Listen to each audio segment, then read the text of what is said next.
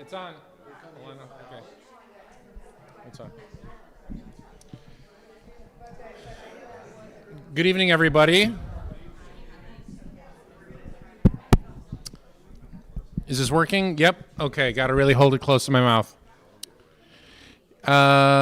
Wanted to begin the program tonight a very different way, but today has been a terrible day, not for one political party or the other, but for this entire country.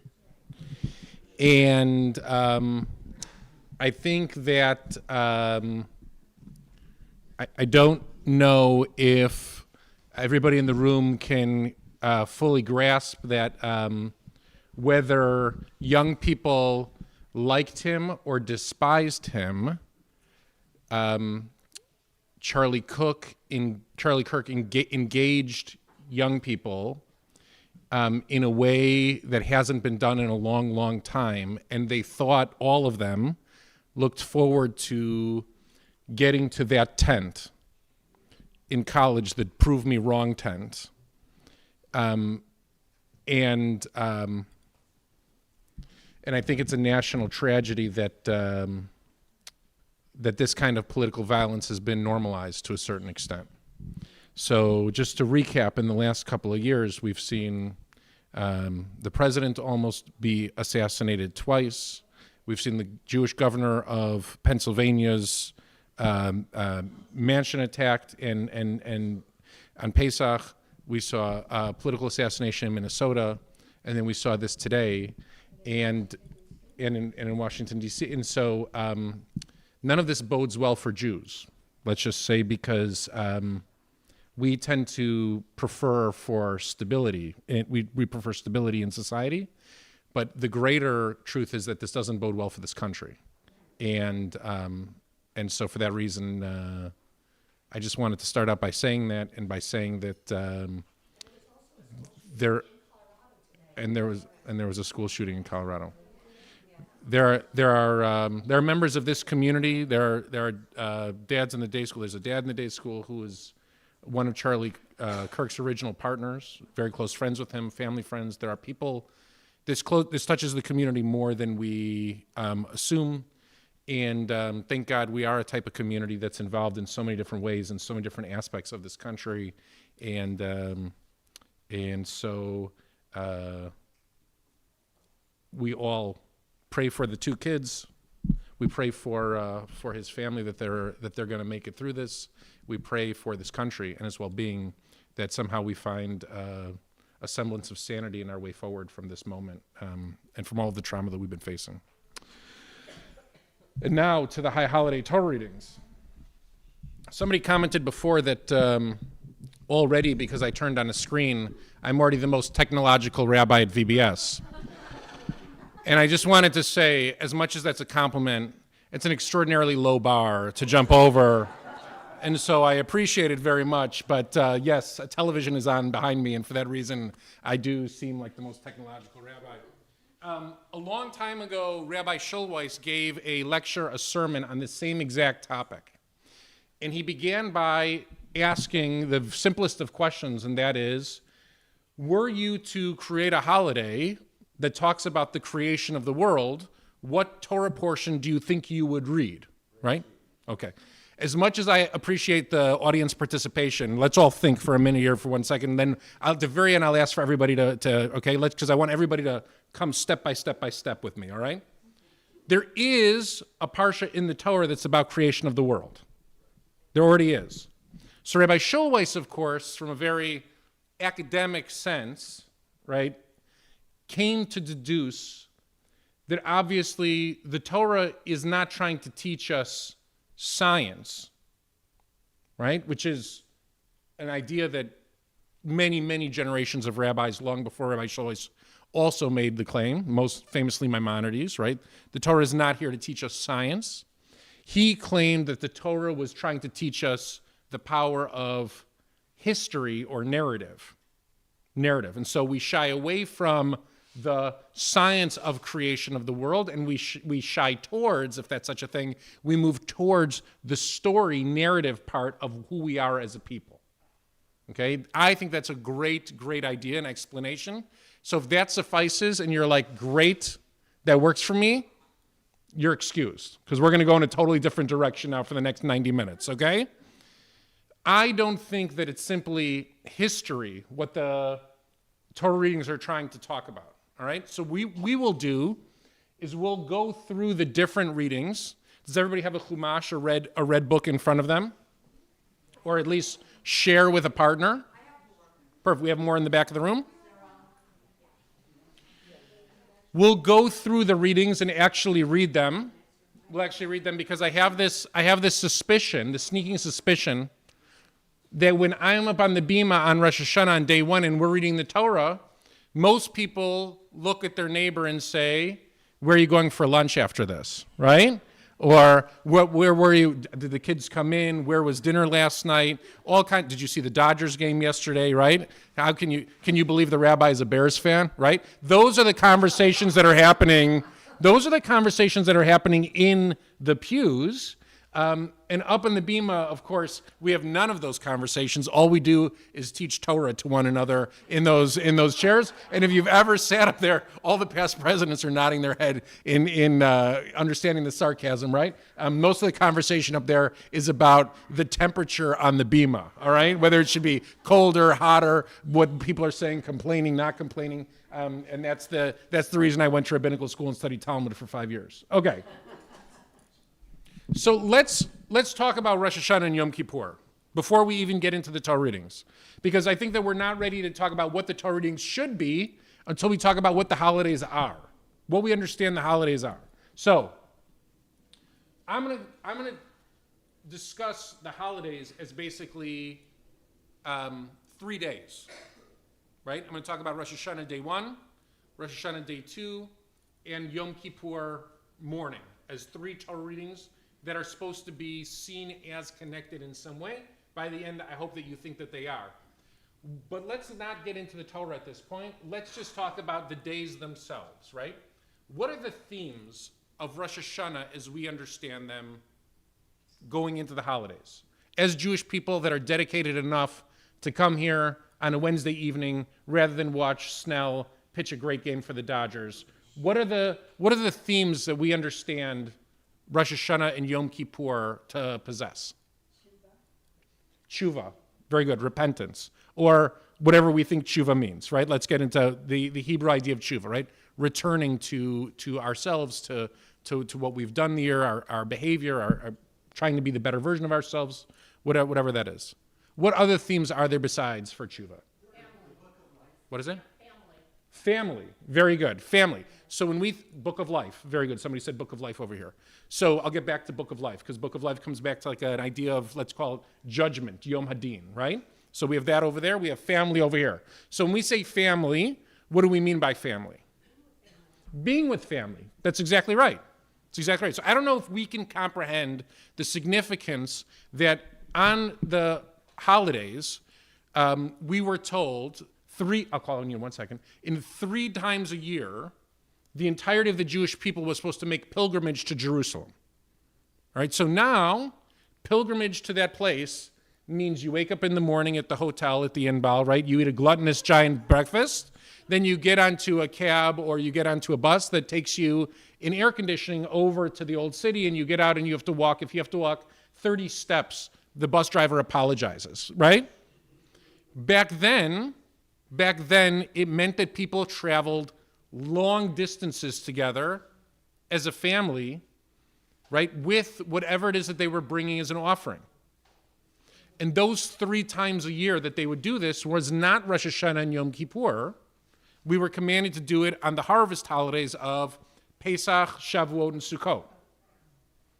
And yet on Yom Kippur, tradition tells us that during the Grand Aleinu, when people would prostrate themselves, bow all the way down to the ground, right? There was enough room. The Beit HaMikdash, the Holy Temple, would expand in the courtyard to allow for all the Jewish people to be able to bow down. So nobody said that they didn't have the room sufficient to do that. Which proves me 2 things, right? Number 1, Jews came on Rosh Hashanah and Yom Kippur, even though we weren't commanded necessarily to come do that. And number two, it proves to me that the services were beautiful because there were no seats. The things that make services so difficult as a synagogue to put on for everybody is seats. If I ripped out all the pews and said everybody has to stand for the whole service, services would be shorter, right? Much shorter, and nobody would complain about their seats because there wouldn't be seats in the room. So the Beit HaMikdash had those two strategies right on track.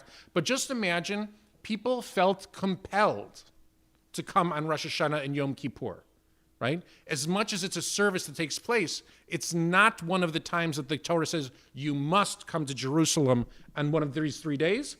People felt compelled. And just to build off Bonnie's point before I call on you, people feel often compelled to bring family in from all over the country for these holidays. Or people feel compelled to go. Right? I'm sorry, Rabbi, I won't be able to be here because I'll be in New York, Boston, name the city where your kids are living at that moment, because we all want to be together. Or, right, people stand crying during the holidays, and I look, and I can't put it together in my mind like that there was a tragedy in the family or something like that. So I you know, what horrible thing has happened this year? And I walk, oh, how are you doing? Great, you know, my kid's at Harvard. You know, so that used to mean, you know, that they were sad the kid was away. Now they could be crying because the kid's actually at Harvard. So it's a whole different thing. It's a whole different thing. But it means that families stand there and have a visceral reaction because they're not together. And we think of being together like that on these 3 days. Yes, sir. True, as she mentioned, is the same as what Christians believe in confession. So what is the same as Christian belief in confession? Is it as equal as what Christians say to confess? No, it's not the same. It's not the same. I believe Rabbi Feinstein talked about tshuva a couple of weeks ago, and it's not the same at all. But because you can only do tshuva in two ways, either with your fellow or between you and God, right? And so you have to go to a person to ask for forgiveness for a particular thing, or you have to go to God. You have to pray. But in Judaism, it's far more difficult to get resolution, really, than it is. You know, I can't tell you. You know, you're absolved for those things. So it's a more difficult abstract process. Let's come back over here to Yom Hadin for 1 second, okay? Book of Life, judgment. So on Rosh Hashanah we say, right, may you be written in the book of life. On Yom Kippur we say, may you be sealed in the book of life. So there's this whole other kind of motif of the holidays, and that is that we're standing in a courtroom making our case, right? And we're making our case for the coming year. For the coming year. May we merit good things for the coming year, right? We wish each other a Shana Tova, a good year, a year of goodness, right?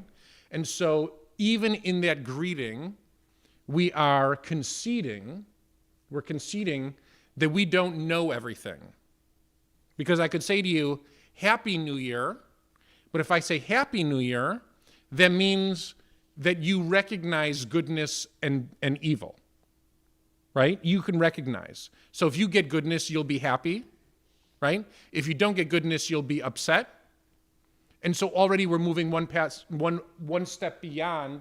But in Judaism, we say Shana Tova, may it be a good year, because we know what's written in the book, and we are saying to each other, when I get it, I'm not entirely certain that I am a knower of what it is that I receive, right? What I receive might seem not great in the moment, but it might be the stepping stone, so 20 years I look back, and my mom can say to me, everything worked out the way that it was supposed to, because everything happens for a reason, right? Aren't you so glad you didn't get into that school? Because that's the school where X, Y, and Z happened, and because you went to this place, you got this job, and you met Blair. All right, great. So all worked out. All right. So it's all but in Judaism we don't assume the greetings tell you already, we wish you for a good year, right? And that good year might make you happy, but it also might make you sad at other times. It might make you sad, right? And we're not trying to strip sadness from the year. We're not trying to strip that emotion away. We're not trying to strip any of that away out of the year. We just hope ultimately the year is one of goodness. So the characters that come out of this, if we thought of characters of family, if we thought of Jewish family archetype, we would end up with possibly the patriarchs and the matriarchs of Genesis, right? And as it turns out, we're going to talk about them in just a minute. If we talk about a theme of Yom Hadin, of a book of life, of a day of judgment, we would talk about, the great judges, perhaps, in the Hebrew Bible. We'd also talk about God, and we'd talk about abstract images of the courtroom and what's happening there. If we talked about practice of the high holidays, right? The most iconic practice, I know because I went on this rabbi retreat, and all the rabbis were talking about like what we were going to plan for the high holidays, and who wants to talk about what it is they're going to talk about. And that already is like a lot of trust for rabbis to sit around a table and tell each other what they're going to talk about. And one rabbi said, well, I'm going to talk about the idea that I'm going to bring 2 goats up on the bima, right? And I said, of course, once you bring the 2 goats up on the beam, I'm sure you don't have to talk. That's like the whole sermon. Whatever it is, that's what people are going to walk away from. But in my previous congregation, one of the many previous rabbis did bring 2 goats into the sanctuary one year, and that is all people ever remembered about that congregation. When I would tell people, they would say, oh, that's the congregation where somebody brought 2 goats, right?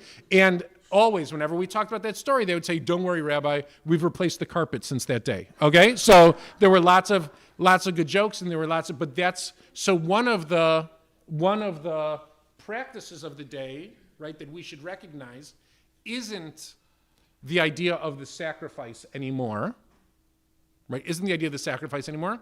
And like all of Judaism and all of our practice, we have replaced sacrifice, not only on the high holidays, but every day, with what? Prayer. That's exactly right.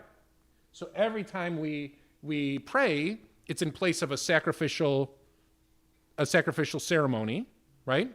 And when we have Musaf in Hebrew means additional, that was the extra sacrifice that was to be offered on that day. So Shabbat got an extra sacrifice. The holidays got an extra sacrifice. One second, I'll get back to you at the very. Shabbat got an extra sacrifice. The holidays got an extra sacrifice. And so every time there was an extra sacrifice, and we have a Musaf service, what do we add to the service to make it feel like another thing? We add another Shemona Esrei or another Amidah, right? So a long time ago, when I was a rabbinical student, I sat in a room with Dr. Bruce Powell, and I don't know how many people in this room know Bruce. He's an amazing guy, and he, believe it or not, he taught a fundraising clinic, okay, for 2 days. Now, the entire school, there were only 4 students that opted in to fundraising. There were like rabbinical students that wanted to go study how to turn Talmud into interpretive dance, right? How to take narrative Tanakh and weave baskets. How to swim and lead prayer. And there was fundraising. And there were 4 of us that chose fundraising. So we essentially spent breakfast, lunch, and dinner because if you know Bruce, he loves to talk and he loves to eat. So we did like those things together, a bunch. And he said to us, I'm going to teach you all the secrets of fundraising, but I want you to do me a favor. He said, I want you to think of me because every year at the holidays, I wonder why the rabbi wants to Amida me to death. All right? I'm done standing. I've already done it once, right? I've already done it once. You don't need to make me do a second Amida. And then a third one, and then a fourth one. By the time I'm done with Yom Kippur and I've done 6 or 7, I'm thinking the most outrageous things. I should go back and start fasting again for just the thoughts that I have about the rabbi making me do it again. So every year I think of him during the holidays for this reason. But the Amida, when we stand and have that section of prayer, every time we do that, it is to recognize that in that place was a sacrifice. That's what that section of the prayer service is supposed to be, right? So we offer these bakashot, these petitionary prayers, as a substitute for the sacrificial system that used to go on in the temple and the tabernacle. That practice now is a practice that we substitute, but the practices that we don't substitute, shofar is one of the only practices that's exactly the same. I don't know how much we appreciate that in our people, but when we're standing in the congregation on Rosh Hashanah, think about all the things that have changed in just the last 100 years. Think about in the year 1925, what your grandparents or great-grandparents, whatever it was at that time, what they were wearing, what language they spoke, what area of the world they were praying in. Think of all the different versions of everything that was happening at that time, and think of how profoundly different it is than sitting in the sanctuary in front of 9-foot screens that show procured art for the high holidays while we have a service in the center with beautiful orchestral accompaniment and a highly technological rabbi and our cantor, right? Think about how amazing that is, right? And a female cantor. Thank you, Bonnie.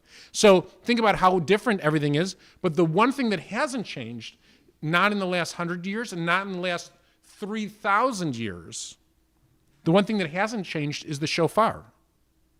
The sound of the shofar is identical to the sound that it was 100 years ago and the sound that it was 3,000 years ago. To me, it's one of the most magical parts of the year, is because I know that when we read the Torah and we say in Exodus 19 and 20 that the entire people of Israel gathered at the base of the mountain to hear the shofar blast, we stand in the sanctuary and hear the shofar blast, we are creating or recreating the exact same sound that the Torah describes to us on Yom Teruah, which is another theme, another practice, another motif for that day. The day, of course, Rosh Hashanah is referred to as the day of blasting the shofar. Why do we skip over symbols? I don't know. Okay. Torah readings. So these are the Torah readings that I want to talk about. The parenthesis here, right? The parenthesis here is what I don't want to talk about, but I don't want anybody here to think that I'm trying to hide it, right? But Yom Kippur Mincha is a different kind of reading. If someone finds meaning in this teaching and says, I have a way to hook it in, that I can bring Yom Kippur Mincha in, I would love to hear it. But Yom Kippur Mincha is a very specific reading about sexual practices that's intended for the young people that were in services that were about to go out of services or that just had come out of the break and had just met each other, right? And so the Yom Kippur was a day of shidduch. So it was a day of people being matched together. They would come out of the break. Everybody was dressed in their nicest white dresses and their nicest white clothes. And they'd come out of the break. They'd come back into synagogue. And then the Torah was read, and it was read about all of the sexual behavior that they were not allowed to participate in. Okay? And it's a very procured, explained reading for a specific purpose. And so I want to kind of carve that out. But I want to talk about Rosh Hashanah Day 1, as I said, Rosh Hashanah Day 2, and then I put a break, because you can see Rosh Hashanah Day 1 and Rosh Hashanah Day 2 are two readings that are connected. They're two chapters in the Torah, one after the other. Right? So you don't roll the Torah between Rosh Hashanah Day 1 and Rosh Hashanah Day 2. You just keep it in the same spot. Wherever you finish on Rosh Hashanah Day 1 is the starting point for Rosh Hashanah Day 2. And then there's a big jump. There's a big jump of approximately 2 books from Rosh Hashanah to Yom Kippur, right? And I'm saying to you that we're going to learn something because I think that these are in conversation with one another. Often we read them and we say, why is Yom Kippur Yom Kippur? Because it deals with Yom Kippur. And Rosh Hashanah deals with family and history, right? As I talked about at the beginning with Rabbi Schulweis. But nowhere have I seen that all 3 of these are tied together to create an arc that we're supposed to think about. We're supposed to think about during the holidays. So let's open up our parshiot, right? somewhere we're going to talk about these two themes, right? In between Hayom Harat Olam, today the world stands pregnant with possibility, or today the world is created, all the way to Yom Hadin, right? Let's open up to 112.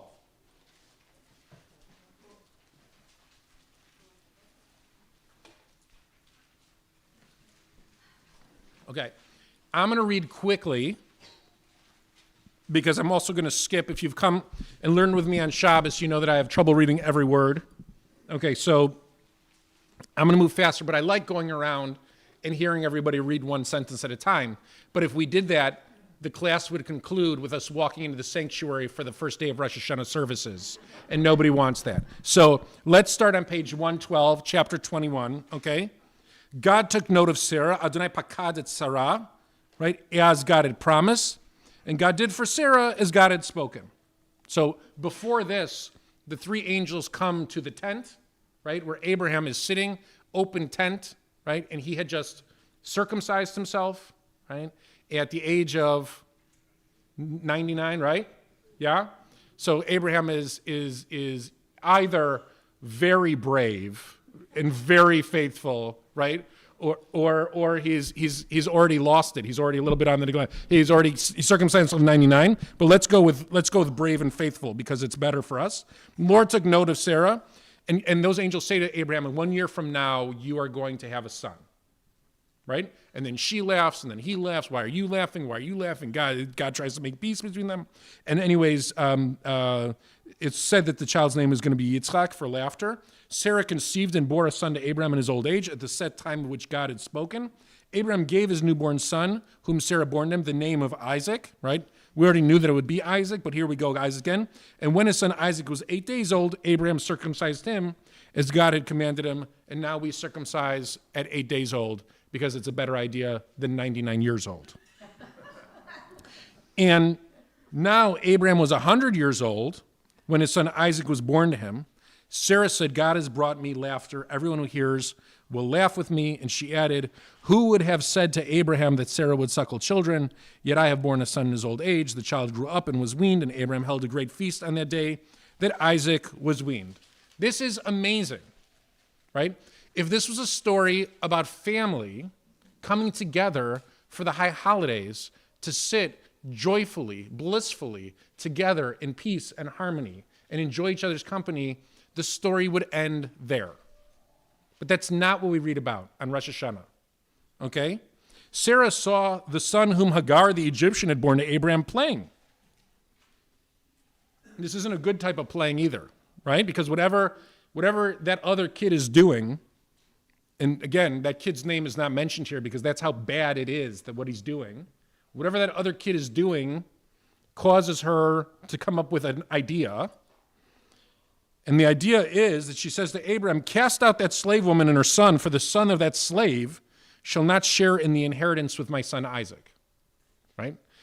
So she goes to him and says, let's just cut to the chase here. Right? This kid's a bad kid, but that's even besides the point. I don't like the way he plays, but that's not the reason I'm going to tell you because that's silliness. I'm going to just go straight to the point. The kid's not going to get anything. The kid's going to grow up. He's not going to get anything. So let's get rid of him now before we have to explain to him as an adult that he's out. The matter distressed Abraham greatly, for it concerned his son. Abraham doesn't agree to this and say, "That's a brilliant idea. You're right. Let's cut this kid out." But God said to Abraham, "Do not be distressed over the boy or your slave. Don't worry about them. Whatever Sarah tells you, do as she says. Shema b'kolah. Listen to her voice." Okay, which has been the command for all Jewish husbands since that moment, right? Just listen. Do your best job to listen. Ki b'Yitzchak yikareh lecha zara, because it's going to be through Isaac that your offspring is going to continue. As for the son of the slave woman, I will make a nation of him as well, for he is your seed, right? And that's the beginning of a whole complicated story that's not the subject of tonight, right? That was probably not so well thought out in that moment. But let's come back to what we are talking about tonight. What we are talking about tonight is, since the top of the paragraph where Hagar is mentioned by name, neither character, Hagar or Yishmael, are mentioned by name. When that happens in the Torah, when people lose their names, it's because they're becoming objectified. It's because they've lost their agency. If you read the passage about Joseph being thrown into the pit, he loses his name and he becomes the brother or the boy over and over again. They strip him down, he's screaming, he's crying, they take off his clothes, they push him, they beat him up, they push him in the pit, all these things. He loses his name completely. When Potiphar's wife approaches him and begins to handle him that way, he loses his name as well. Because when characters become weak and they become objects upon which other characters behave or act, they lose their sense of agency and they lose their name. Early the next morning, Abraham took some bread and a skin of water and gave them to Hagar. Now she needs her name back because she's going to need to be tough. Hagar is a slave, but she is a slave from Egypt, right? So she comes from the highest level, the highest culture in the world, right? Sarah and Abraham come from Schleppersville, Ur Kasdim, right? Nowhere, all right? So this young, beautiful slave from Egypt is going to be cast out, into the desert. And the question is, can she survive? Abraham took some bread and a skin of water and gave them to Hagar. He placed them over her shoulder together with the child and sent her away. So he literally packs her up. He packs her up and just pushes her in the direction, right? Beersheba is that way. He says to Hagar, like, when you see the JNF off-ramp signs, that's where you go, okay? And she wandered about in the wilderness of Beersheba. So she couldn't see the off-ramp signs. She had no idea where she was going. When the water was gone from the skin, she left the child under one of the bushes and went and sat down at a distance, a bow shot away, for she thought, let me not look at my son as the child dies. And sitting thus afar, she burst into tears. God heard the cry of the boy, and an angel of God called to Hagar from heaven and said, what troubles you, Hagar? Fear not, for God has heeded the cry of the boy where he is. Lift up the boy, hold him by the hand. I will make a great nation of him. Right? Good yontiv. Now, why does this story, right? This story doesn't seem like the inspiring story of, guys, it's really important for me that everybody come back from college to sit with us as a family at VBS. Right? God certainly heard Abraham and Sarah and fulfilled God's promise and created the very first Jewish family. That's what this starts out as. But that first Jewish family has an incredible challenge, an internal challenge, not an external challenge, an internal challenge. And the internal challenge is over one of the children in the household, one of the children being cast out. And that causes a great divide in the household. And if we just skim through the rest, Abraham goes somewhere else and he meets Avimelech, the chief of his troops. Swear to me. Abraham swears to him. They create a well of water. Right? And they create a bond. And this then tells the story that bond, that well, is the reason that the place is called Beersheba. Now, we just heard a story about Beersheba, right? We heard a story. What was the original story about Beersheba? We just heard 3 verses earlier. Was that Beersheba was the place where Hagar and Ishmael went, right? Now we hear a different story about the name of Beersheba. Beersheba is the well of 7, okay? And here we have Avimelech and Phicol, chief of his troops, departed, returned to the land of the Philistines, right? So now it ends with the story of Abraham making peace with the Philistines over this well. Abraham planted a tamarisk at Beersheba and invoked where the name of God, the everlasting God. And Abraham resided in the land of the Philistines a long time. The end. That seems like not a satisfying ending and not an ending that resolves the story at all. The story, let's just go over that one more time, right? The story is about Abraham and Sarah having a son.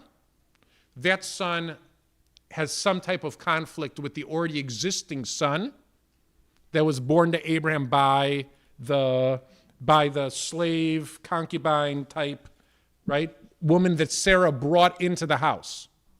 Right? The only reason she lives with them and is part of Abraham's life is because Sarah brought her to Abraham to say, I'm getting older. This is who we should have children. You should have children with her, and it'll be my child. That did not work. And that child is cast out into the wilderness, but the child ends up surviving because God says, I have pity on you. You'll become your own nation. Right? You'll become your own. This seems like not necessarily right. You'll become your own nation. Okay? And so because of that, Abraham and Sarah and Isaac move on, and they make peace with some of the local tribes around them and are able to reside in the desert area for many, many years. That's the first Torah reading, right? So one could read this accounting and say, V'tahar v'teled Sarah la'Avram ben zkunav. And Sarah became pregnant and gave birth to Abraham, a son, in his old age. And we could think to ourselves, yes, Hayom Harat Olam. This is the day, Harat, like from Tahar, right? This is the day that we stand pregnant with possibility. The world is born like Isaac is born, and therefore all possibility for the Jewish people moving forward, and the world is part of the promise of this kind of unfolding creative narrative. But if we stop and think, well, it's really not a happy story. Why wouldn't we tell ourselves a happy story? A much better story would be that God fulfilled God's promise to Abraham and Sarah, and they bore a son named Isaac, right? And when the child was weaned, the child was circumcised, and the child was weaned, and then Abraham took Isaac out into the soccer fields of Encino, and Isaac became a soccer star and got a trophy. Shana Tova. That's wonderful. That's not the story that we hear.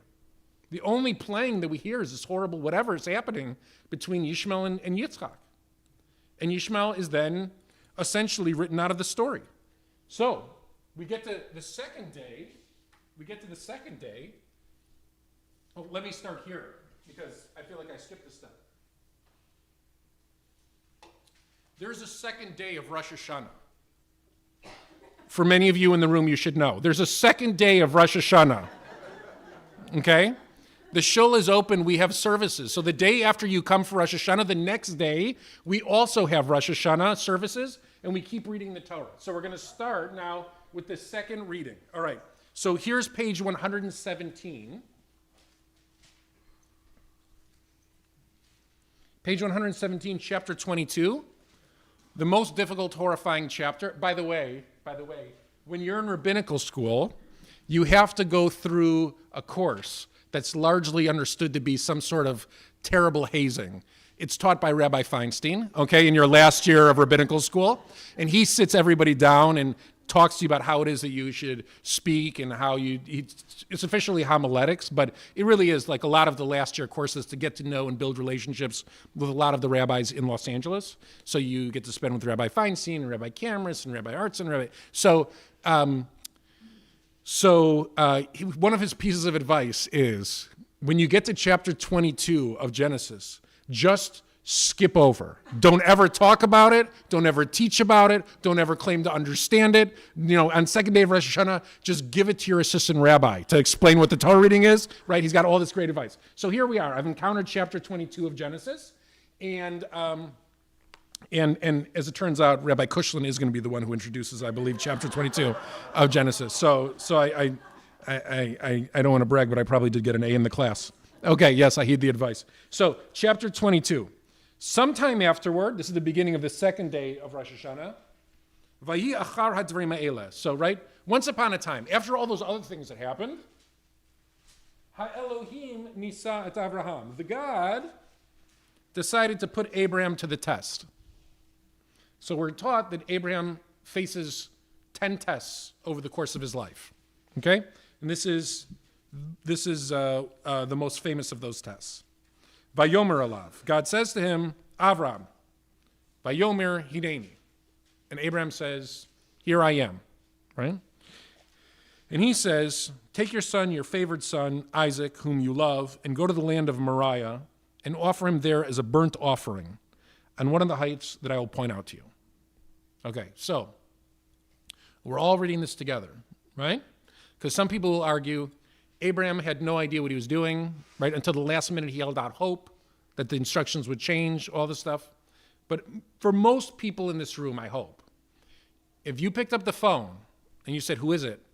And the other voice said, it's God. And you said, wow, that's amazing. God, what do you want from me? I want you to take your kid. I want you to walk in the backyard. I want you to turn on the barbecue. Then I want you to lift up your kid. I'm pretty sure by that point you'd hang up the phone. Right? I'm pretty sure you'd hang up the phone at a certain point. So for a while, especially in Sephardic culture, this gets recited every day during Shacharit services, this chapter 22. All right? So if you pick up a Sephardic Sidur, I'm not even talking about a machzor, like a Sidur. Like I wake up in the morning and for some reason I want to daven Shacharit at 6 o'clock in the morning that morning because I need that minyan. You go to a Sephardic temple on Wilshire, right? And they start out by reading the Akedah in the morning because they chant, every word gets chanted. So the Akedah is one of the things that gets chanted because it is an expression of faith according to Maimonides and according to so many rabbinic stars of the Sephardic tradition, that this is a giant story about faith. And largely, by and large, that aligns with the Muslim understanding of this story as well, right? That this is a story about being called on and not understanding the instructions and just going ahead and doing it. And that ends up reflecting a kind of maybe a Middle Eastern notion that gets lost in Ashkenazic translation. That gets lost. By the time you read Ashkenazic commentators of the same generation back and forth, they're already saying it's a test, and Abraham passes the test by not doing it ultimately. But that's also complicated because it seems like Abraham comes awfully close to doing it before he is stopped, right? And we'll read this together. So already there's I just explained, it's two different versions, understandings of the same story, both inside of our tradition. And he said, take your son, your favorite son, Isaac, whom you love, go to the land of Moriah and offer him there as a burnt offering on one of the heights that I'll point to you. So early the next morning, Abraham saddled his ass and took with him his servants and his son Isaac, and he split the wood for the burnt offering, and he set out for the place for which God had told him. On the third day, Abraham looked up and saw the place from afar. Abraham said to the servants, you stay here with the ass. The boy and I will go up. We'll worship and we'll return to you. Abraham took the wood for the burnt offering and put it on his son Isaac. He himself took the firestone and the knife, and the two walked off together. Isaac suddenly turned to him and said, Father? And he answered, yes, my son. And he said, here are the firestone and the wood, but where is the sheep for the burnt offering? And Abraham said, God will see to the sheep for his burnt offering, my son. And the two of them walked on together. Right? So either Isaac is a child at this point. We believe he's like 3 years old or 8 years old. Or he's 40 years old, depending on how you do the math. But either way, he seems to be clued in that this isn't good for him from the very start. Or he doesn't really understand what's going on. They arrived at the place of which God had told him. Abraham built an altar there. He laid out the wood. He bound his son Isaac. He laid him on the altar on the top of the wood. And Abraham picked up the knife to slay his son. Right? So he seems to be pretty dialed in to do what he was asked to do. At that moment, an angel calls out to him from heaven, Abraham, Abraham, and he answered, here I am. And he said, do not raise your hand against the boy or do anything to him, for now I know that you fear God, since you have not withheld your son, your favorite one, from me. When Abraham looked up, his eye fell upon a ram caught in the thicket by its horns, right? This is where we get the idea of the shofar This is where we get the idea of the shofar. Is the ram is caught with its horns, so we take the horn, right? This is a whole midrashic understanding for why we read this day. Abraham went, took the ram, offered it up as a burnt offering in place of his son, and Abraham named that site Adonai Yirah, whence the present saying, on the mount of the Lord there is vision. Okay, so there's two different versions of it. And then an angel of God calls out to Abraham and says a second time, and this is crucial, by myself I swear, the Lord declares, because you've done this and have not withheld your son, your favorite one, I'll bestow my blessing upon you, make your descendants as numerous as the stars of heaven, the sands of the seashore. This is a promise that's been made several times, right? All the nations of the earth shall bless themselves by your descendants because you've obeyed my command, right? Abraham's not going to be asked to do this again. This is the, I promise it's going to happen, right? So this is the end of the pledge period where he gets to join the fraternity. This happened. He finally did it. Sometime later, Abraham was told, Milcah has two has borne children to your brother Nahor. And then we get a whole bunch of people, and the most famous, most relevant person on this list of who's born is Rebekah. So this leads into an understanding that Isaac's life will go on because he's going to meet Rebekah, and Rebekah will ultimately be his wife, right? So the two of them are right. So let's go back to these two readings before we get to Yom Kippur. What do these two readings have in common? What do they have? Choice. Say more. That Abraham had a choice to not to follow his wife, to get rid of his first son. Right. And then there was a choice after the choice to bind and to kill Isaac. Right. So Abraham was filled with choices, right, about how to handle Ishmael, about what to do with Isaac, wives, all, and the consequences of it. God calling out to him, listening, not listening. Very good. Yeah, Doug? They present moral conundrums where looking back at it, you're sitting there going, oh, what?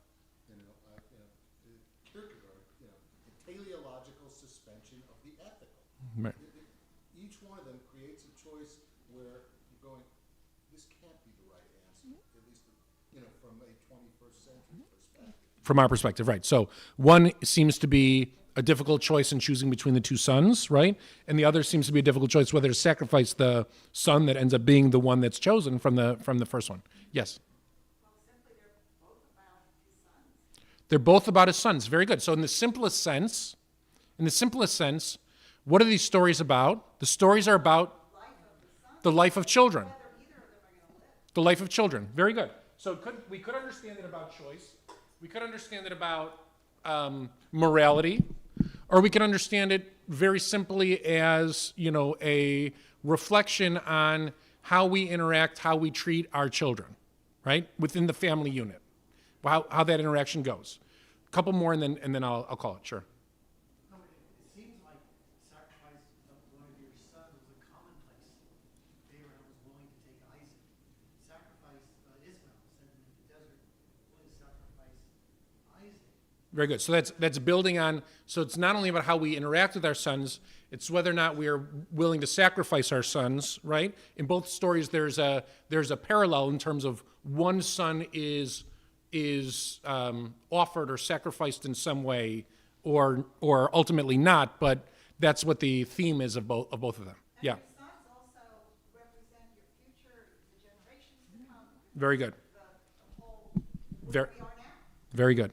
Yes. In both of them, it's about Abraham giving. So there's no receiving. This is just complete surrender to whatever someone else wants, what Sarah wants of him, what God wants of him. So to me, that's really the theme. The theme. Okay. So Abraham seems to be like a weak character in your eyes. Okay, Judy, and then we're gonna move to Yom Kippur. I'm troubled by the rationale of Sarah saying that her concern is that Ishmael will have the inheritance. Right. And that's, that goes on Right. 2025 instead. Right. So I don't. So I just to be clear, I don't know that her concern is that Yishmael is going to get half the inheritance. I think her concern is that Yishmael is going to get all of the inheritance because he's the firstborn. So just to bring it back, the concern is that in biblical times, we're talking about a zero-sum game here, right? It's one that I very much try to employ and bring back in my own family as the oldest son. But oldest stands to get everything, right? And others stand to get nothing. And as the oldest, I advocate for that all the time. Yes.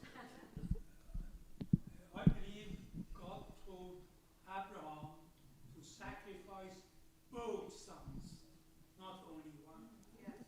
He took Isaac and Hagar took the other one. Yeah. The Zamzam spring that every year Muslim pilgrim is the indication of that. Right. And by sacrifice, it doesn't mean to kill. It means to give it to me or to Right. others. Right. Then I do something good. I always think that I am sacrificing myself. Right. So just in the Quran, right? It literally has this story of the Akedah, Genesis chapter 22. Just every place we have the word Isaac written, they have the word Yishmael written, right? So they've lifted, right, this the story. So I took a class at Claremont where we had to read the Quran, right? We spent a year reading and then analyzing the text, talking about the tradition. And I said, first of all, I don't know how many people realize this, but Muhammad is taught to be an illiterate person, right? That's how Muhammad is presented in Islam. The exact opposite of how we would present a Moses, right? Moses, the wisest, most humble, right? Muhammad, the exact opposite, because they explain that the revelation is more powerful if it came through somebody who's totally uneducated. How else can they prove that this is the word of God? A person with no education could not compose a book of beautiful poetry like this. And we take it the exact opposite approach. We say only divine revelation could pass through somebody who is so brilliant and educated. Who else could possibly understand God's will and write down this kind of material for us to give it, right? Okay, so already you see like a divergent opinion. But, I said at some point, a lot of the stories of the Quran is like somebody heard the stories of the Torah and then just flipped it to make it about themselves. Right? Just flipped it to make it about themselves, right? It's like, and it's no different than what we were doing almost the exact same time in Midrash, trying to solve the problems of the story. But at that time, you have to understand at that time, right? I don't know, nobody knows how many of the, let's say, nomadic Arabs of that time were literate in Hebrew Torah studies, right? How many of them were, if let's say, 1 out of every 20 kids comes out of a day school literate in Hebrew. Then let's say, 1 out of every 2,000 Arab nomadic people in the 8th century knew Hebrew well enough to be able to understand. So they were telling lots of people what the stories were that they were encountering, and the stories somehow got jarbled. That was not received well in my class about Islam, right? That these were somehow borrowed stories that got jarbled in translation. But this chapter, there are several chapters that appear almost word for word, idea for idea, verse for verse. It's not word for word, of course, but it's idea for idea, meaning you can line up the verses and the verses. Another one is the Solomonic decision of splitting the baby, right? There are several stories that appear, and they're all good ones. Just, you should know, it's not like whoever chose them, they were making good choices. But the characters get reimagined, right? Reimagined to make it very much their own. So when we say, well, there's a practice that goes on. Of course, there's a practice that goes on in the Middle East for Muslims around this idea, because they read this story as not the story we just read, but as a story from their story about themselves. But it is both about father-child sacrifice offering, in some way dealing with this relationship. Yeah, Robert, and then I'm really going to move on. There's another one, and that Please. God's making promises in both of these chapters, and we know he fulfills it with Sarah, and ultimately he should have fulfilled it with Abraham. That's right. So there's promises. So that's another relationship that's here. is that a relationship between God and Sarah and God and Abraham, and ultimately God and Isaac and God and Ishmael, right, also explained this way and reported the Torah. And when we stand as families in the sanctuary, right, I don't know how many families actually say, like, it's important for me and your mother that you come home, versus it's important for me and your mother that you have a relationship with God. And some of us laughed or smirked in the room when I said that, because it doesn't sound Jewish per se, but I think that it's something that we should consider moving forward, because I think it's a problem. It's a problem that kids grow up without any sense of relationship with God. And so, because relationship with God can allow them to be Jewish in lots of different scenarios and lots of different settings, but we want them to be Jewish here with me, standing next to me, where I can see their book is open to the right page. I can see them doing exactly what they're supposed to be doing. The idea, the notion that they should be in relationship with God on their own terms, I think is something that's talked about in the Bible a great deal. We don't necessarily do it enough in our own lives. Okay, I have to move on just because I'm not going to have enough time to sum everything up. I'll just move faster and faster. Let's move on to Yom Kippur. Yom Kippur is Leviticus, chapter 16. It's on page 679.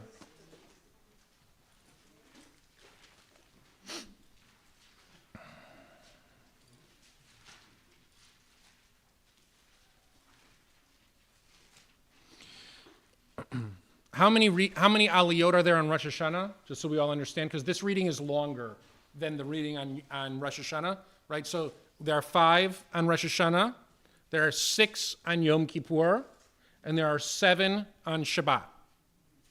Okay, so when you say to me, which is the most special day of the year for the Jewish people, when I'm standing in like interfaith conversations with other communities, and I say it's actually Saturday morning, like that's the highest moment of the year for all of them, and I can prove it to you using several different examples. They, of course, don't believe me, and most of us in our community don't believe me, because you don't need tickets to come sit in the sanctuary on Saturday morning. Let me tell all of you, you don't need tickets to come in the sanctuary on Saturday morning. You can come as much as you want. So, but you should know that spiritually, there's lots of ways for me to explain to you that Saturday morning is actually the pinnacle of the year, Shabbat. So there are 6 here. So the reading is longer. The chapter is longer also. And let's begin on page 679. Acharei mot. Acharei mot means after the death. And we're going to hear about it in the first sentence, or we can go back and review it, or you can go back and review it. And by the way, you can read as much of this book as you'd like on your own. I actually highly encourage it. Okay, 16. The Lord spoke to Moses. God spoke to Moses after the death of Aaron's 2 sons, who died when they drew too close to the presence of God. Now, this is a strange beginning for a whole host of reasons, right? This begins by explaining that in a previous chapter, not the chapter right before, so if we turn to page 600 never mind, definitely not the Haftorah, 670, right? It's not the case.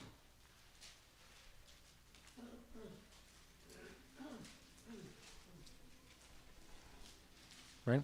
So it's at a much earlier time that it comes up that Aaron's 2 sons rush into the tabernacle and make an offering, and their names are Nadav and Avihu, and they both instantly die for offering something called Esh Zar, a foreign fire or an unknown fire. Okay? We interpret as rabbis they didn't follow the rules. And the reason we interpret that is because we interpret the foreign notion, and then Moses turns around to Aaron and when they die and says, "Didn't you know the rules? Didn't you tell them?" And Aaron, who's at that moment a grieving father, stands in silence, vaydom, which is another, vaydom is silent, dam is blood, right? So the blood rushes out of his face, his whiteness, he stands in silence. There's a lot of ways to understand that. But you understand here that God comes in, God's going to talk to Moses about Aaron's sons, because let's say Aaron is not in the state of mind to be hearing about what happened according to God in this moment. Immediately, when we open this Torah reading, we should open our hearts with a moment of compassion for Aaron because of what he's going through. And no two brothers. There is no portrait of siblings in the Jewish tradition that is as documented as Moses, Aaron, and Miriam. And this is the most complicated moment between the two of them. Because Moses' sons, what happens to them? Nobody knows, right? Nobody knows. That's the price of Jewish leadership, is that perhaps your children look at the whole endeavor and say, this is crazy. This is not worth it, right? That we don't want this, right? What happened to Moses' children? What happened to Herzl's children? What happened to, we could go over lots of rabbis' children as well. It's a really dangerous business. Moses' children walk away and say, we're done. Aaron's kids are going to be eternal priests. It's forever and ever and ever. And Aaron's sons die. So we don't know if Moses liked that. If that's why didn't Moses' kids get an eternal job? Why aren't they a lineage?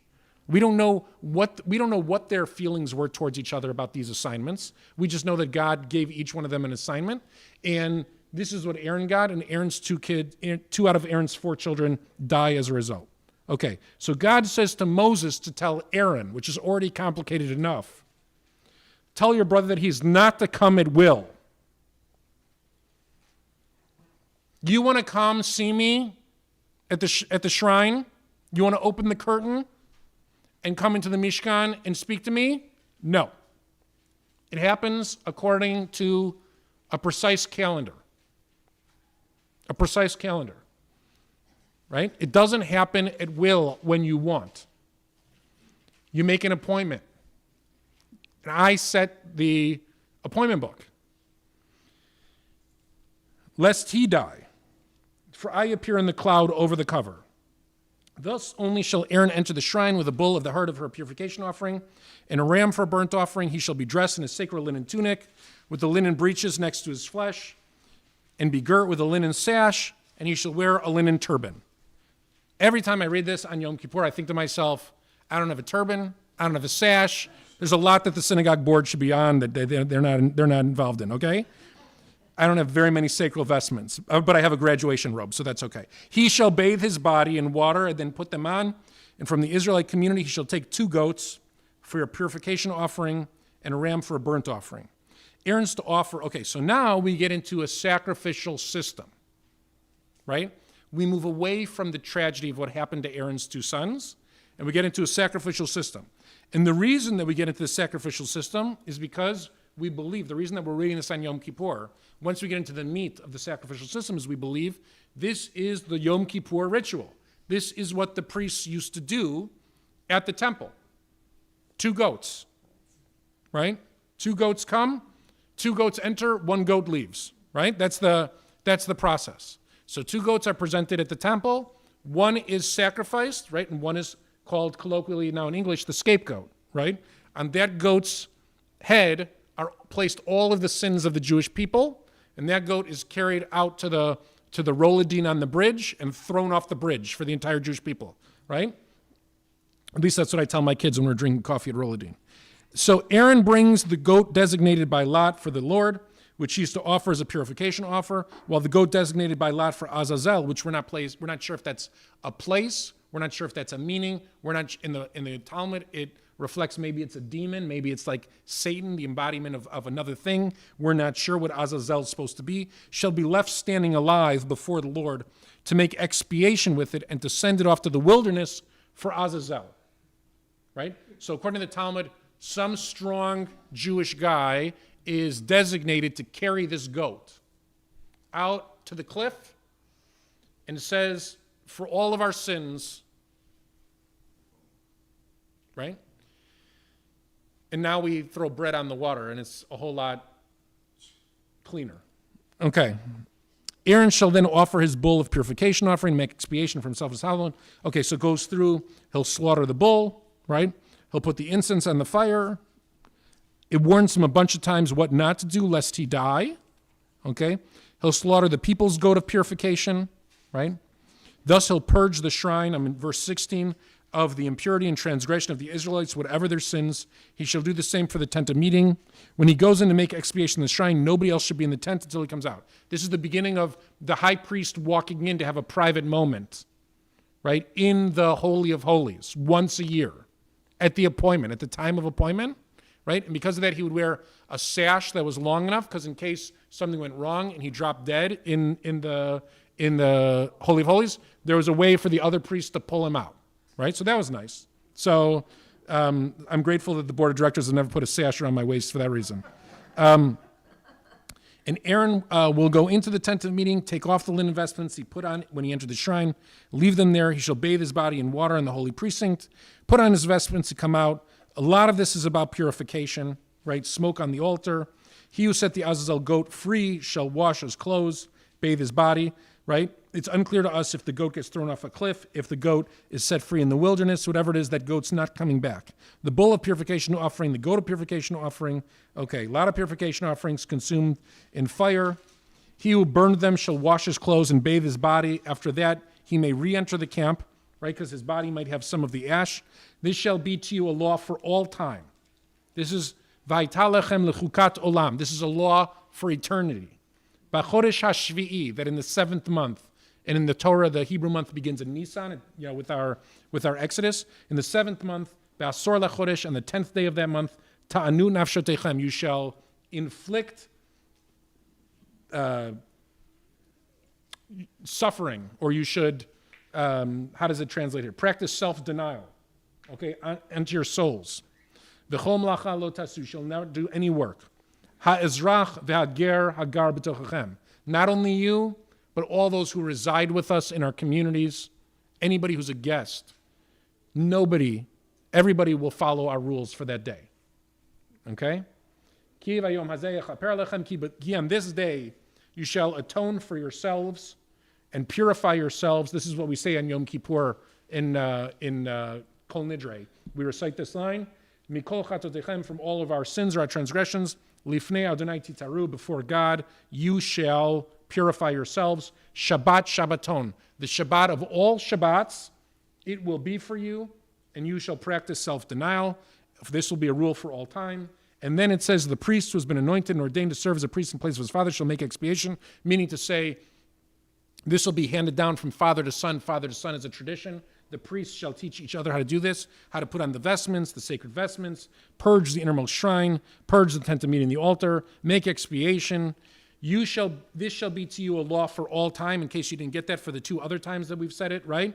L'chaper al b'nei Yisrael mikol chatotam achad b'shana, that once a year we will do this to atone for all of the children of Israel from all of their transgressions. Vaya'as ka'asher tziva Adonai Moshe, and Moses did exactly as God commanded. And so now, before we reflect, because I'm going to run out of time, if I speak for longer than 90 minutes, then we get extra suggestions in the suggestion box, okay? This is Yom Kippur reading. Bonnie, I'll come back to you at the very end, right? This is what I used to do when I studied at Claremont for my PhD, right? So you read through the text and you say to yourself, the only thing that doesn't lie about the Torah, that doesn't mislead us in any way, is the actual text, the Hebrew text. So what language does the text share?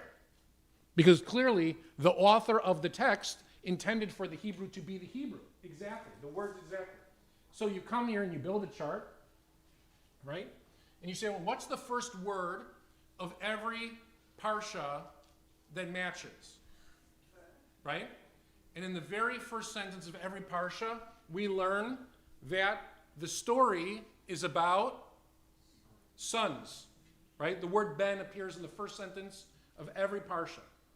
And then after ben, the first day of Rosh Hashanah, Vayer hadavar me'od be'enei Avraham alodot beno, right? The next time that it appears, Abraham is concerned. He thinks it's a terrible idea in the eyes of Abraham concerning his son. Vayashkem Avram baboker, Abraham gets up early in the morning, and he saddles something, and he puts his son on that something, and he sends it out into the wilderness, right? That happens to be Hagar, that he saddles up with the water, and he puts his son on her shoulder, and he casts them in the direction. And the second one he also wakes up, same words by Shkem Avram Baboker. Abraham wakes up early in the morning, and he saddles up the donkey, and he puts all the materials on it, and on it he also puts his son the same way to go out with him into the wilderness, right? El Ered B'mot HaYeled, right? Don't worry so much about the death of the son. That's what God tells Abraham here.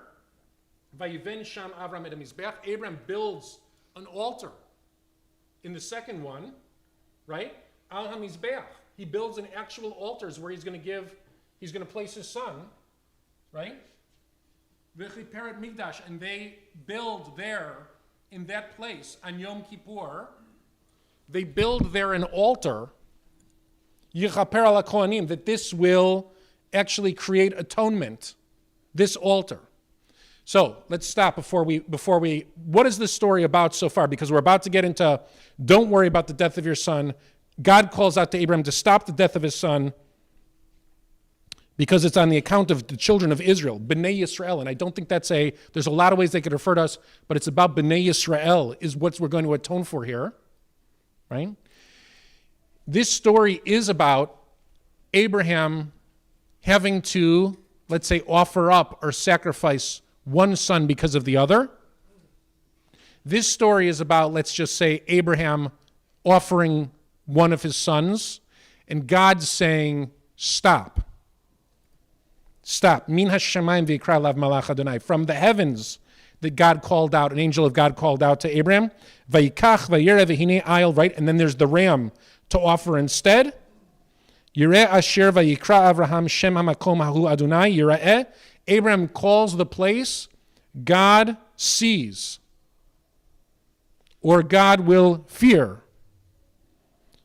Ve'amar hayom bahar Adonai, right? He says today about the mountain of God.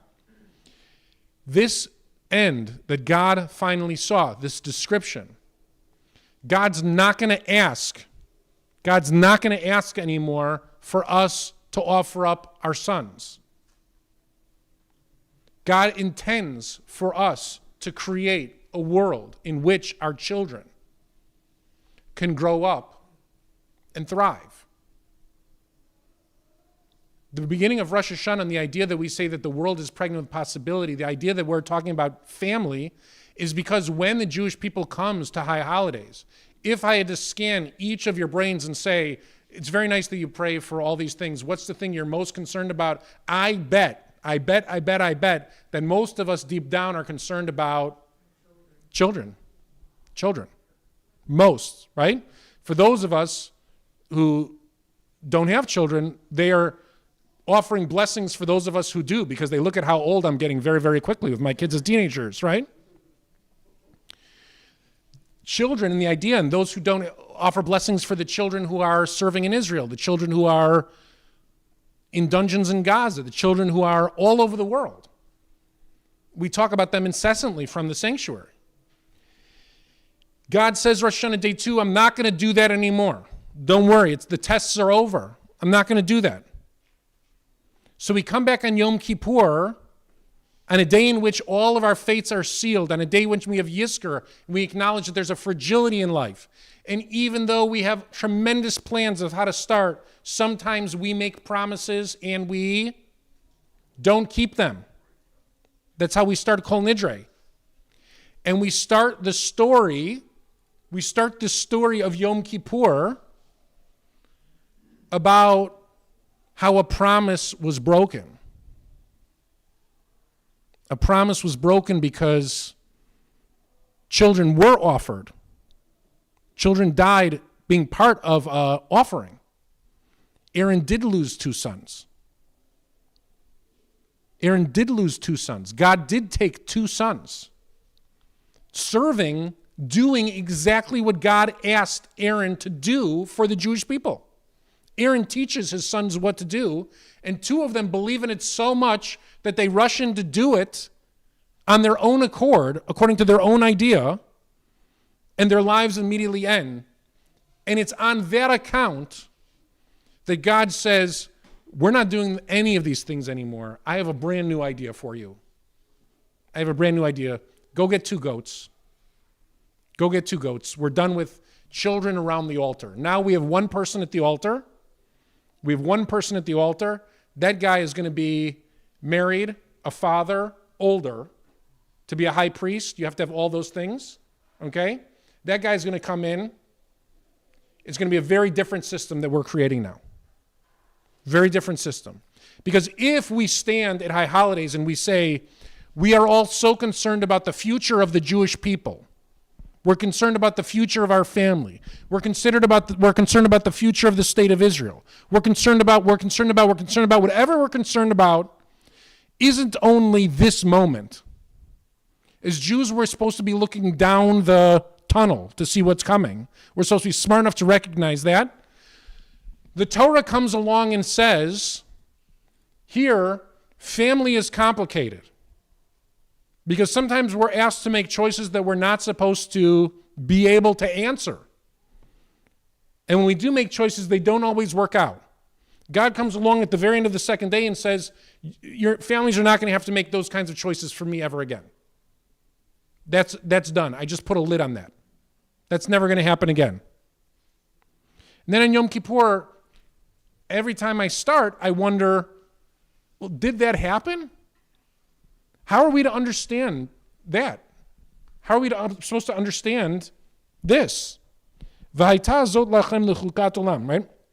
This will be for you an eternal rule, lechaper al bnei Yisrael, that it will atone for the children of Israel, mikol chatotem, from all of your sins, achad b'shana, once during the year. Once during the year, at one time, we'll have this conversation. I love this ending to the whole reading of Rosh Hashanah and Yom Kippur, because what movie ends exactly with the same exact line? Godfather. That's exactly right? All right, Kay, one time I'll let you ask me that question, right? So all during the year we bundle up this question to say, God, if I could just understand why these things are happening, if I could just understand why these things happen in the world, if I could understand, I would be better off in the world if I could understand. God says, all right, Kay, one time I'll let you understand why it's happening. Does God really explain to us why these things have happened? No, neither did Michael. Very good, right? No. What God does is God allows us a system that works for humankind, for our human nature, where we can go back and say thank you. We can look into the past and we look into the future and understand that nothing that we're being asked from Judaism is to put our children on the altar. If that's where we end up, ever, in a moment of a choice, then it wasn't Judaism that asked us to do that thing. Right? So I can tell you that the caveat of this whole talk is my good friend Gil Troy in Jerusalem.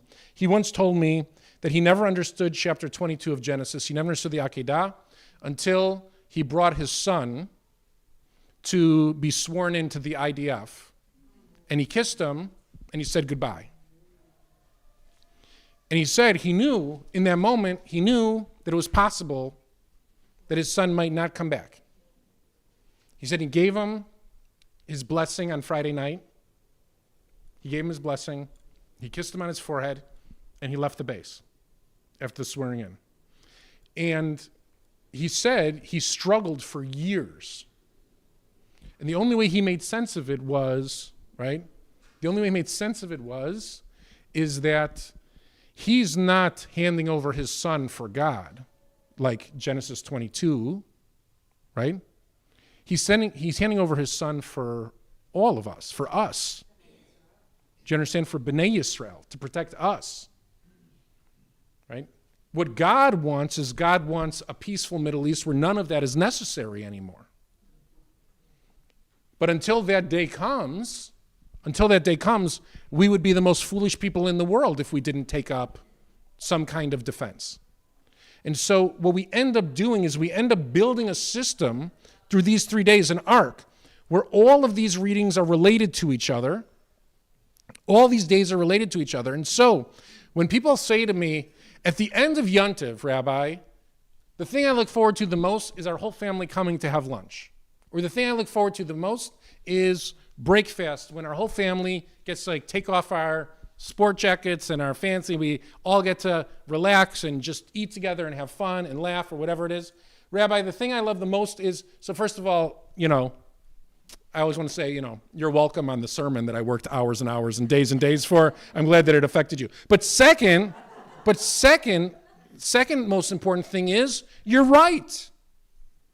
You're 100% right. That's exactly what's supposed to be the most important part of Yontiv. It's not the location of your seats. It's not. It's the idea that we all walk out of Yontiv with a profound optimism about the future. That we understand that there's going to be a tomorrow. There's going to be a tomorrow in which we're not asked to sacrifice our children, but rather that we expect that they're going to grow old and they're going to do amazing things for the world. If we walk out of Yontiv and we say, right, our kids are doomed, then we should walk right into a boardroom and start talking about a major exodus to go somewhere else. Because if that's the conclusion that we come to in any place at any point in history, we know that that's not what that whole exercise was for. The whole exercise was to bring us together to understand the beauty and the optimism of family in whatever form it comes. Biological, not biological, friends that feel like family, aunts, uncles, extended. The idea is that as community, we build these family units that give us hope, that we want to protect, that we desperately want to protect. And so when I talk about Rosh Hashanah and Yom Kippur, and people say the symbols are the apples. The symbols are, I'll come back to you in a second. You thought I forgot. Not this rabbi. I don't know who you're talking to, but not this rabbi. The symbols are the apples. The symbols are the pomegranates. Right? Why do we use apples and pomegranates? What's in the pomegranate according to the rabbis? The seeds. That's exactly right. It's the seeds that we want. Right? We're not a very fruit-eating people. We drink a lot of wine and we eat a lot of meat, but it's not the fruit we don't talk about eating, right? That we make blessings, we cut them open, we dip them in stuff. They're vessels to shovel other stuff in our mouth. But it's not because we think that the apple is delicious necessarily. As a matter of fact, if you read books about apples in the Talmud, as I know that many of you have, it's not even believed that apples were sweet years ago. It's not believed. It's believed that in modernity we make apples sweet, and we've added sugar, and then we I don't know what we do to apples to make the apples sweeter and sweeter. But we cross-pot, whatever they do. But apples used to not be sweet. The honey is what made it sweet. Right? The honey is what made it sweet. Now if you go into Whole Foods, you have 50 different choices of apples, right, that are all sweet that you could dip in the honey. But the honey is what made it sweet. The apple was fairly bland. But it's the seeds of the apple and it's the seeds of the pomegranate that make it special, that teach us the lesson of what we're trying to do. It's the symbol of the ram's horn, not because it makes the sound that I talked about earlier that's so special, because the ram's horn came to replace Isaac. That's exactly right, whoever said it. The ram's horn is the son, is what replaces Isaac. It's gratitude. It's gratitude for that moment. If you go through every single symbol of Yontiv, Rosh Hashanah and Yom Kippur, it's about looking for the future. What allowed the story to move to the next level? What allowed the story to move to the next chapter? In my house, on Yontiv, on lots of occasions, to be totally honest, right, we offer a shot of slivovitz to everybody at the table, okay? Slivovitz is a drink that, it means throat on fire in Yiddish. So it's actually plum brandy, thank you, from Eastern Europe. And my grandfather used to make toasts on slivovitz, And Slivovitz was, I'm certain, the only thing that tasted exactly like his childhood. I'm certain of it. I'm certain the kishki doesn't taste the same. The meat certainly doesn't taste the same. I don't know that he ever ate meat or fish as a kid or anything like that. I mean, you're talking about 10, 11 kids growing up in basically a shed, in a glorified shed. And you say to yourself, well, why was it important to have Slivovitz at the holidays to make a toast? Because the Slivovitz proved that we all lived past that chapter. The Slivovitz proved we carried that nonsense of all of that with us, right? Everything else was left behind. My grandparents told us to never go back, right? I don't know if we all think about this, but like, think about the Ashkenazic Nowruz. It's absurd, right? It's ridiculous. When a bunch of Ashkenazic Jews coming into the sanctuary and putting up a picture of Poland and singing songs in Polish about how beautiful it is. And we laugh because it's ridiculous. We would never do it. My grandparents would tell me, it's a hellhole. Don't ever you go back there, right? Those people made our lives awful. We didn't see Nazis for a long, long time. They gladly did it to us before. That's why Cantor Raffi and I endlessly talk about this. The difference between the two cultures is that my family's never said a positive thing about Eastern Europe. Never. And when she talks about Iran, it's like, when I went to Nowruz last year, I thought I wanted to take my family to Iran on vacation. It was the most beautiful thing I've ever seen up on the screen. Right? Because it's a made-up place. It's not the Iran of today. It's not the Iran of today. It's like singing about a place that doesn't exist anymore. So the idea that these two cultures, that we've each come up with this different idea, shouldn't surprise us at all when Genesis 22 is turned into two different cultures, when all these other things are two different cultures. But the thing that binds us together,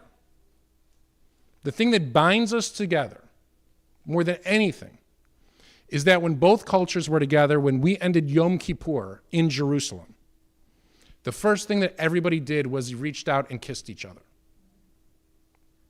Why would we do that?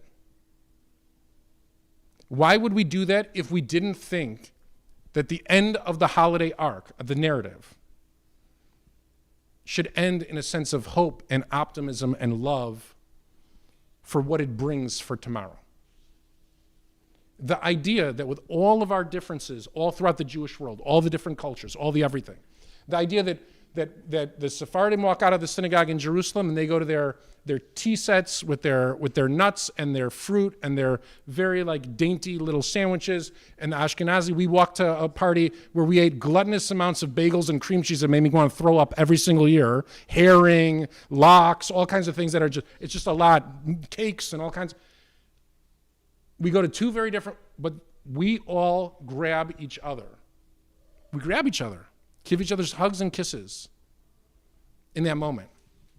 And we say to ourselves, well, what do we have in, what does the tradition mandate from us? It mandates overwhelming joy in those moments and optimism to say the holidays instill in us the idea that the next year is going to bring goodness, not only for ourselves and our community, but God willing, it brings goodness for a future, for a tomorrow, that we're going to be okay. That we're going to be okay. And the reason we know we're going to be okay is because with every step we take away from that story, right, it ends up testing our children and their lives less and less, and it ends up celebrating them more and more. It ends up asking us to sacrifice our futures less and less and prepare for our futures more and more. And if you ask me, what are the holidays supposed to be about? At its core, I'm getting dangerously close to what I'm going to talk to you about on Rosh Hashanah. So I'm going to have to stop here because I'm getting too close to a sermon. It's about planting seeds. Those seeds come in the form of the blast of the shofar. Those seeds come in the form of the seeds of the apple and the seeds of the pomegranate. The seeds come in the form of children, grandchildren, and generations. The seeds come in terms of imagining whatever we're able to plant for tomorrow. And when you say to yourself, the creation that we talk about of the world, I don't believe is the creation of the world that would be talked about by Neil deGrasse Tyson. It has nothing to do with what he imagines as the creation of the world. The creation of the world is the world that we make of it. It's the world that we create, beginning with the last shofar blast, the Tekiah Gedola on Yom Kippur, and that brings us to the first shofar blast of the first morning of Rosh Hashanah. I hope that made sense to everybody. Okay? I hope the Torah readings bring a greater sense of meaning and a greater arc to all of the holidays, where on Rosh Hashanah, you start thinking about Yom Kippur, and on Yom Kippur, you think back to Rosh Hashanah, that you flip back and forth in the Machzor. You don't see it as two distinct sections that are not to be understood together, because it's all designed by the same people to fit with one another. And I hope that in some way, just reading the Parshiot this year lend you, especially this year, a sense of hope and optimism that we're going to be okay. Okay? I'll take a few questions, and then I'll wish everybody Shana Tova. Go ahead, Bonnie. Two different things, Rabbi. First off, this was excellent. Thank you so much. When we talk about families and traditions and being together for the Jewish New Year, for Rosh Hashanah, Yom Kippur, we started something in our family about 4 years ago, and I actually instigated it, and I'm the one now that does this. But we have an extended family that's very large, but different members will not drive. Yep. And they will not drive on Rosh Hashanah, and they will not drive on Yom Kippur. So I decided, and now it's a tradition, the Sunday in between Rosh Hashanah and Yom Kippur, that Sunday night, I host a big family Jewish New Year dinner, and it's wonderful. Everybody comes. We have like 20 people coming, and it's my brother-in-law, my sister-in-law, my nieces, my nephews, and my kids, and everybody looks forward to it. And it's just something, it's a tradition. So if you guys, sometimes we have to think out of the box. So how do we be together if some people have traditions that they are not going to go against, which in this case, they don't drive? That we've started this tradition, so we celebrate the Jewish New Year. I have the round challahs, I have the apples and honey. Right. We do everything. It's just that we're doing it in between Rosh Hashanah and Yom Kippur. Very nice. So Thanksgiving on Monday night. I like it. you know what? like It it. works. The other thing I wanted to ask you, though, Yeah. on Yom Kippur, where does the tradition come from where you're supposed to wear white and you wear leather? I know that's a tradition, but I don't know where it came from. In the Mishnah, it gives us a whole bunch of things we're not supposed to do on Yom Kippur, and wearing leather is one of those things. Okay. Wearing white is a tradition because we're supposed to be like angels, right? We're supposed to be like angels in Yom Kippur, so we don't eat food. We don't participate in any kind of like. It's not only depriving us of that we're supposed to inflict self-denial. It's also we're not supposed to participate in earthly delights, right? So what are earthly delights according to Jews, right? Eating, of course, right? Sex, of course. We're not supposed to wear leather shoes, right? Comfortable shoes. And so because we don't participate in those earthly delights, we are like elevated, we're like angels, and so we were white as well. Thank you. Yeah, Jeff. So, first, Abraham is in doubts about what he should do with Hagar and Ishmael, but in blind faith, even though he has his doubts, he sends them off. That's right. And then, of course, he has doubts about sacrificing his son Isaac, but out of blind faith, he's ready to sacrifice Isaac. And then we go a couple chapters more, and he argues with God about Sodom and Gomorrah. Right. What made him change? Right. So the Sodom and Gomorrah chapter happens right before the casting Ishmael out. And I think, in all honesty, if you ask me what changes, first of all, it's a great question. Second of all, I don't know precisely the answer, but I'll give you my take. I think Abraham thinks that the promise has been fulfilled. Do you understand what I mean? I think that Abraham was waiting for a son. And Abraham and God were on dicey terms because God keeps making promises and God doesn't seem to deliver on those promises. And then when Abraham gets Isaac, it seems like this is a sure thing. This is a God that fulfills the promises that God makes. And so Abraham's all in on God. Now you could say well, Abraham was all in from the very beginning and Lech Lecha and whatever. And still there are moments between them where it feels like Abraham has doubts or at least cast doubts on God's judgment in the moment, right? I can think of two off the top of my head. I'm sure there are others if I read the text carefully. But once that moment happens with Ishmael, it feels as though the promise has been delivered. The promise is Isaac. Get on board because this was fulfilled, and it feels like it was fulfilled. So it feels like Abraham should be, part of the program at that point.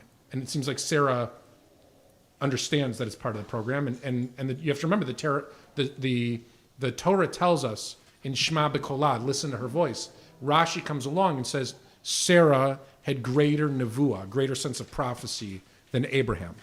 Sarah intuited what God wanted of them more than Abraham, and so that's where we get that from. That would be my answer, at least. I'm sure you could get others. Yes. How did Aaron's two sons die? Aaron's two sons rushed in. How did Aaron's two sons die? Aaron's two sons rushed in to make an offering at a time of their own choosing, when they felt inspired, and they went behind and they offered up, and they, poof, were taken. That's the story.